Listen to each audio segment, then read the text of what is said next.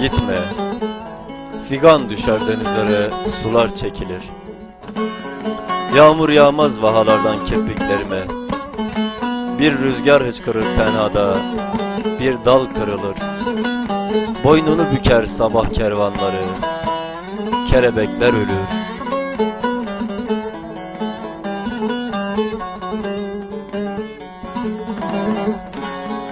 Gitme, bir yıldız küser göğüne, içini çeker bir çocuk.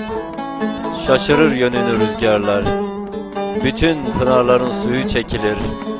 Solar nazlı çiçekleri kalbimin, üzülürüm. Gitme, öksüz kalır içimdeki imge dağları.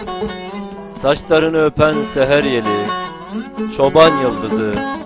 Bir daha turnalar geçmez, bülbüller ötmez, çiçekler açmaz bahçemde. Ah gülüm ah.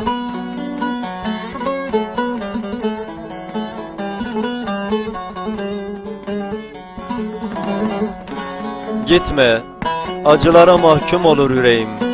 Ardından fırtınalar kalır, ayrılıklar, anılar, yalnızlıklar. Boynu bükük aşklar, gözü yaşlı şarkılar. Alışamam yokluğuna, yokluğun ölüm. Gitme, içimdeki bütün vagonlar devrilir. Bir kar yağar istasyonlara, üşürüm. Gitme, kal menevşeler açsın dağlarda. Sevince dönülsün gökyüzü. İki çığlık arasında bırakma beni ah, ah gülüm. Yokluğuna alışamam, yokluğun ölüm, yokluğun ölüm. Gitme. Bütün ormanlar ateşe verilir. Kuşlar da gider bu kentte. Ölürüm gülüm, ölürüm. Gitme. Qirinekte berbuelat rengin dıxey deştu neval. Qirinekte berbuelat rengin dıxey deştu neval.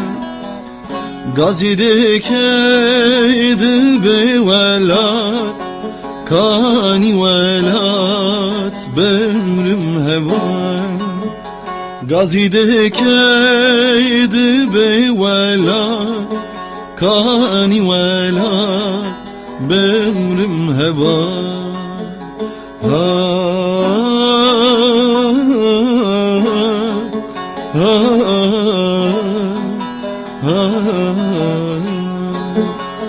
Oh